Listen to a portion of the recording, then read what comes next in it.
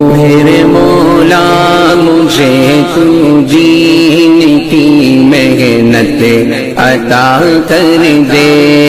मेरे मौला मुझे तू जीने की मेहनत अता कर दे।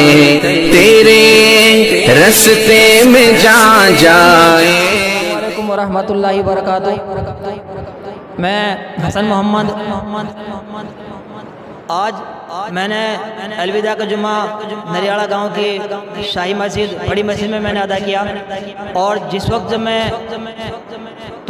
मैं जुम्मा की नमाज में था तो उस वक्त जब मैं शाही इमाम से जो मैंने बातें सुनी मैं उनसे मुझे बड़ा सुकून मिला। और आज ज़रूरत है इसी चीज़ की कि उन्होंने दो बातें जो कही जो मेरे जहन में बैठी। एक बात तो उन्होंने कहा कि मुल्क के अंदर जो हालात आ रहे हैं, कुरान करीम में बताया कि चाहे खुशकी के अंदर चाहे या ज़मीन के नीचे या ऊपर के जब हालात आते हैं तो वो इंसान के अमाल की बिना पर आते हैं।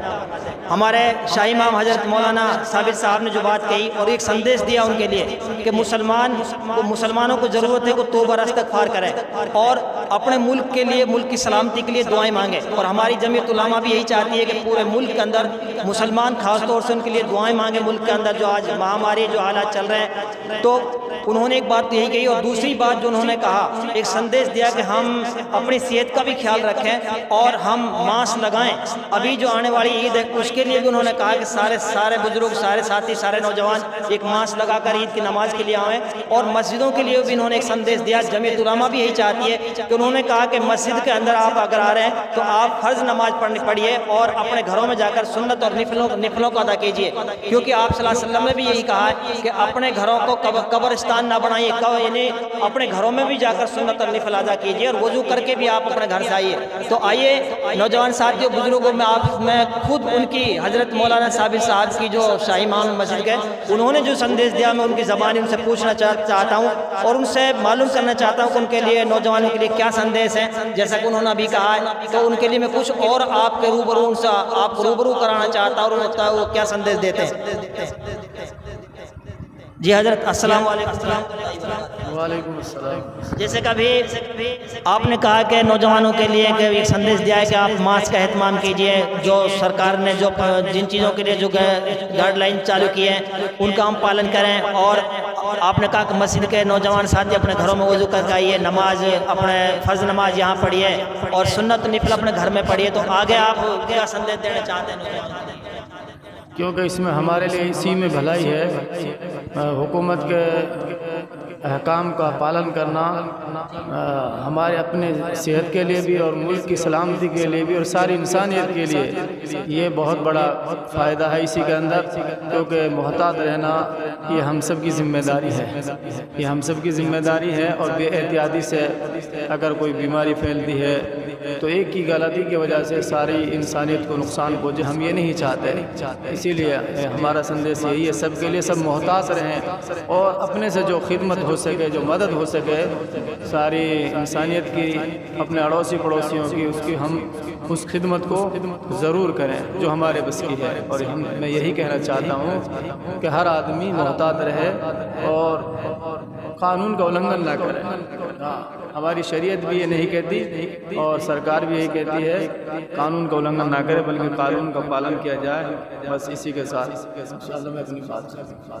तो हजरत ने बात कही अभी कि हमारे सारे नौजवान साथी मास्क का एहतमाम भी करें और तौबा इस्तिग़फ़ार करें और चाहे किसी भी धर्म का आदमी क्यों ना हो। क्योंकि रमज़ान का महीना चल रहा है, रमज़ान का जो महीना हो एक हमदर्दी सिखाता है और मुसलमान के लिए ये कि हम एक दूसरे की मदद करें, चाहे वो किसी भी धर्म का आदमी क्यों ना हो।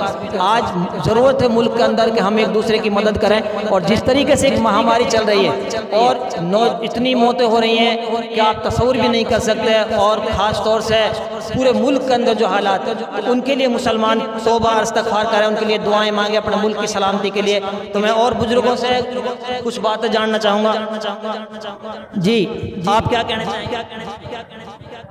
जी ठीक है, अल्लाह से दुआ करो। जी जी जी जी मैं ये कहना चाहता हूँ कि मुसलमान को ये अखलाक बना लेने चाहिए कि इंसान दूसरा देख के उसके आदत अखलाक को देख कर ये कहे कि ये मुसलमान है, यानी कि ये ना कहे कि अपनी ज़बान से इकरार करे कि मुसलमान है। गैर हो या मुसलमान हो, सबके लिए अच्छे अखलाक बनाने चाहिए। और जिस चीज़ से हमारा मज़हब मना करता है, जिससे मुल्क को नुकसान पहुँचता है, उस चीज़ से रुकना चाहिए। और हमारे इमाम साहब का यही आदेश है कि जो बीमारी आफत मुसीबत लगी हुई है, इससे अपना परहेज करो, और जिस चीज़ से रोका जाए उस चीज़ से रुकना चाहिए। जी जी आप बुजुर्ग क्या कहना हाँ, मैं यही कहना चाहूँगा कि जो हमारे इमाम साहब ने जितनी भी बातें कही हैं वो सारे ही देश के हित में कही हैं और जनता के हित में कही हैं। हम इन सारी बातों का पालन करेंगे इंशाअल्लाह, और हमारी जो जनरेशन है, छोटे बड़े बड़े बूढ़े, हम सबको ये हिदायत देंगे और कहेंगे भी कि भाई सारे ही मास्क लगाएं और दूरी रखें, और सरकार के जो गाइडलाइंस हैं इनका पूरा जो है पालन करेंगे।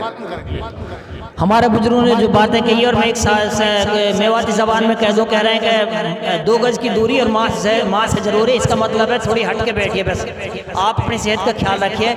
और मुसलमानों ने हर मोड़ पर मुल्क के लिए कुर्बानियाँ दी हैं। मुसलमान अपने मुल्क के अंदर हर कानून का सबसे पहले पालन करते हैं, और सबसे ज़्यादा मुसलमान ही अपने कानून के लिए अपनी हर तरह की अपनी कुर्बानी देते हैं। तो आज मुझे बड़ी खुशी हुई नरियाड़ा की बड़ी मस्जिद में पहुँच कर, जहाँ मुझे ये बातें मिली। बहुत सारे लोग कहते हैं मुसलमान कानून का नहीं मानते, मुसलमान मास्क नहीं लगाते, मुसलमान ये नहीं करते, लेकिन जब यहाँ का माहौल मैंने देखा मस्जिद में, तो सारे बुजुर्ग सब ने मास्क लगा रखा। सब ने जो इमाम साहब ने एक संदेश दिया, पूरी मेवात नहीं, पूरी भारत, पूरी दुनिया के लिए उन्होंने कहा कि मास्क का एहतमाम कीजिए। बस आज आपसे इतना ही, इंशाल्लाह फिर होगी आपसे एक नए वीडियो के साथ मुलाकात। अस्सलाम वालेकुम व रहमतुल्लाहि व बरकातहू।